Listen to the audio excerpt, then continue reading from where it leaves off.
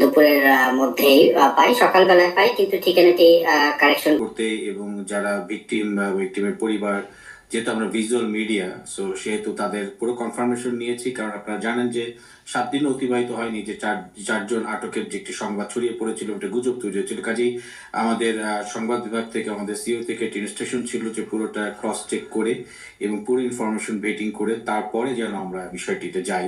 তো এটি করতে করতে আমরা মোটামুটি 4টার মধ্যে নিশ্চিত হই যে এই বাসায়, এবং যারা ভিকটিম তাদের পরিবার আমাদের সাথে কথা বলতে সম্মত প্রকাশ করে। তারপরেই আমরা মূলত লাইভ কাভারেজে যাই এবং আমরা সেখান থেকে যেটি জানতে পারি যে মিস্টার শিম্বির আহমেদ, যিনি মূলত গ্রেপ্তার হয়েছেন, তার ভাইয়ের বরাত দিয়ে, তার আপন ভাইয়ের বরাতে তিনি আমাদের চিঠি জানিয়েছেন যে ভোর 6টা থেকে 6:30 ঠিক এর মধ্যে তাদের বাসায় মূলত তার যে বর্ণনাটি এরকম ছিল যে 6টা থেকে 6:30-এর মধ্যে দরজায় নক পড়ে এবং তারপরে তারাও ঠিক কথা মতো জানতে চান যে কে বা কারা। তখন আইসের পরিচয় দিয়ে তারা আসেন এবং তারা সুনির্দিষ্টভাবেই শিব্বির যে আহমেদ, তার যে ভাই, তার তথ্যটা জানতে চান এবং কোথায় আছেন।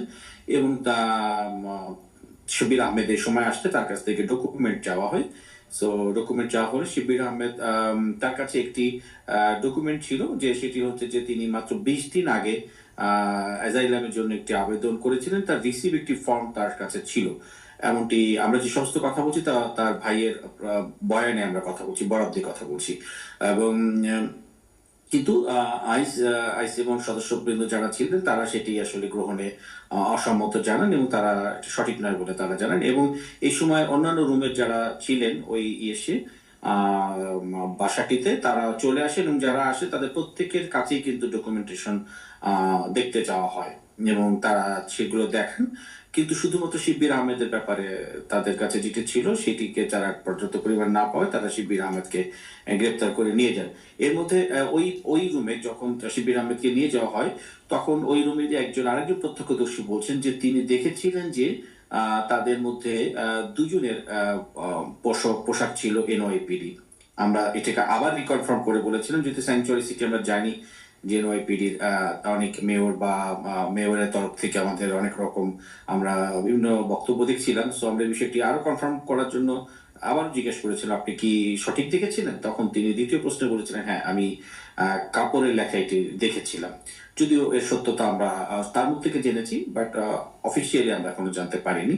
তো কেমন ছিল পরিবেশ সেটি যেমনটি জানিয়েছে, যে পরিবেশটি ছিল হচ্ছে তাদের বাড়ির চারপাশটা মূলত ঘিরে ফেলে এবং চারপাশে ঘিরে ফেলে এবং তার পরবর্তীতে তাকে নিয়ে যাওয়া হয়। তার পরনে সম্ভবত যেটি ছিল গায়ে একটি, শুধু সেটি ছিল, অন্য কোনো কাপড় ছিল না, শীতের কাপড় এবং একটি পায়ে একটি স্যান্ডেল মতো ছিল, সেটি নিয়ে চলে যায়। এবং যা তার ভাই জানিয়েছেন, আমরা জিজ্ঞাসা করেছিলাম যে আপনাদের সাথে কোনো যোগাযোগের কোনো কিছু হয়েছে কি না।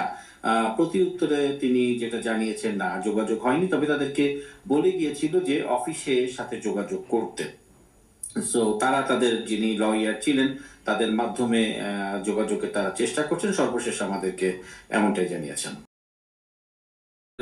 আমরা বলতে চাই যে প্রথম যেটি, হ্যাঁ, আমরা তার আপন যে ভাই, তার বয়ানে জানতে পেরেছি যে তিনি 2022 সালে এসেছেন এখানে এবং তিনি তার ভাই যেমনটি বলেছেন যে ব্রাজিল থেকে তিনি এখানে এসেছেন এবং এখানে এসে তিনি ছিলেন। এবং তাদের তারা এই 2 বছর আমাদের প্রশ্ন ছিল যে কেন এত ট্রাম্প আসবার পরে যখন বলা হচ্ছিল যে উনি আসলে এটি করবেন অনেক আগে থেকেই, তো সেই সতর্কতাটি কেন মিনিমাম নেওয়া হয়নি, কেন সেটি 20 দিন আগে নেওয়া হলো।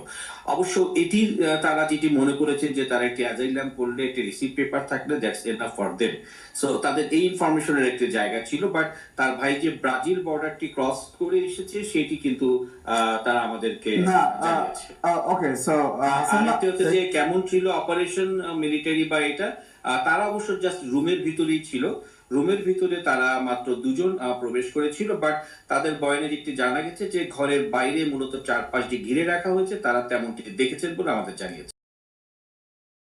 যে ঘরের চতুর্দিকে প্রায় 8 থেকে 10 জনের মতো আপনার আইসের মেম্বার এবং এনওয়াইপিডি যায় যে হোয়াট এভার ইট ইজ, তারা ছিল। সামনে পিছে যত জানালা দরজা সবার সামনে লোকজন ছিল এবং তারা ভোর 6টায় এত জোরে গিয়ে আপনার দরজায় বাড়ি মারছিল এবং দরজায় যেভাবে ঠোকা দিচ্ছিল, একটা উনি বলছেন যে একটা শক্ত কিছু দিয়ে এত জোরে জোরে মারছিল যে আমরা ভয় পেয়ে গিয়েছিলাম।